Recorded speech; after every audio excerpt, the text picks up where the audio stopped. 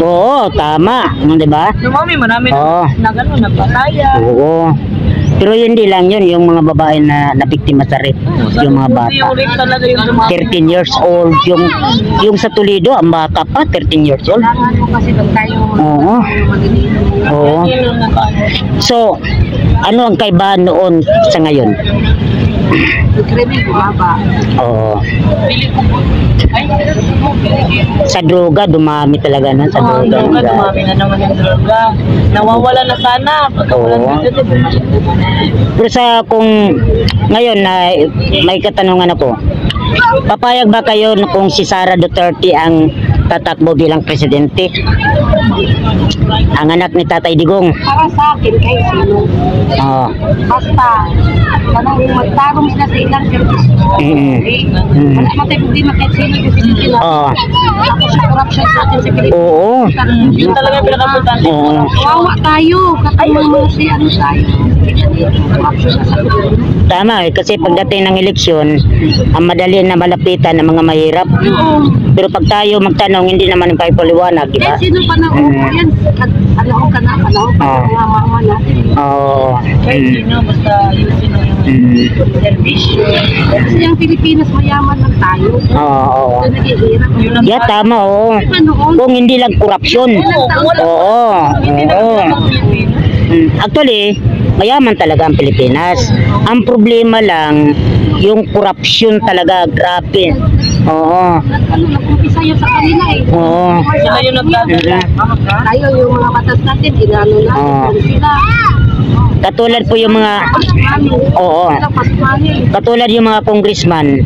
Kung makikita mo, ang lalaki yung mga lupain nila. Oo, di ba? Pero marami po mga nakatira sa squatters na walang sariling bahay. Sariling bahay. Ang saya-saya nila. Naghihirap. Pero yung mga example, yung magsasaka. Oo, oo. Kanila yung lupain, kinuha.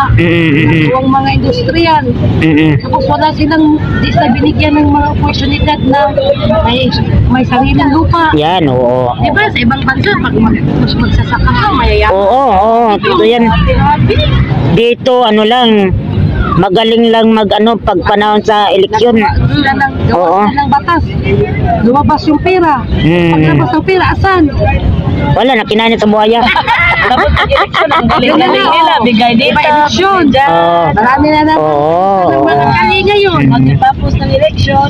Pero dito kay Tatay Digong, walang kasing katulad kasi unang-una, Tatay Digong. ang tagal po, ilang presidente na dumaan, walang sinumang presidente na may lakas na nagbigay ng paintulot na ilibing ang dating Pangulong Ferdinand Marcos. Tapos, diba? yung krimen. Oo. Krimen talaga yung number one. Nawala Pero ngayon, grabe, bumalik talaga. Grabe bumalik. Bago lang, yung isang araw, nagkaroon po ng bypass. Hindi ko nabanggit yung pangalan. No? Kilala ko ng mga pulis. Sabi ko, sir, ba't hindi kayo nakik-coordinate sa barangay? Ang sabi nila, matunugan. Nako, sige, doon na tayo. Pero dapat sana, meron po kayong bodycam. Importante yung bodycam eh. Ikatulad gayon, ang dami nyo nahuli na shabu. Andi pagdating sa balita, tawas, maniwala ba ang taong bayan? Hindi. Oo. Tama, oo. Kaya nga. Walang makasubok. Si Tatay Digong lang talaga oo nga eh. Huli sa kanilang tatakbo. Sunudan ng tayo. Wala tayong magawa kasi andyan na yun eh. Pero kung hindi lang dahil kay Sara Duterte, hindi ako buboto kay BBM. Sa totoo lang. Kasi ganyan sila noon. Oo. Oo. Sayang. Sayang ang mga ba? Oo. Ang saya-saya lang nila no, sa unit team. Ngayon wala. Baka dito na lang. Sara tatakbo. Oo. Actually, tatakbo talaga si Sara. Oo. Tatakbo po siya 2028. Tapos yung po natin, yung party list, connected pa rin sa kay Tatay Digong, yung yung ipano party list. Yun sa po yun. yan talaga yung ano natin. So anyway ma'am, maraming salamat sa inyo ha. Oo. Makita nyo po sa YouTube channel po natin kay Kuya Bobby M. Kuya Bago na. Oh, Kuya Bobby M sa YouTube. Makita nyo ngayon kung may load kayo. Okay, Lord, Ah. Makita nyo po yun sa ano, kung may load po kayo. Yung ano yung Syria mitok mo, yung sa labangon mo, yung ginahasal. Ay, oo. Oo. Oo, si ano. Grabe yun, oh.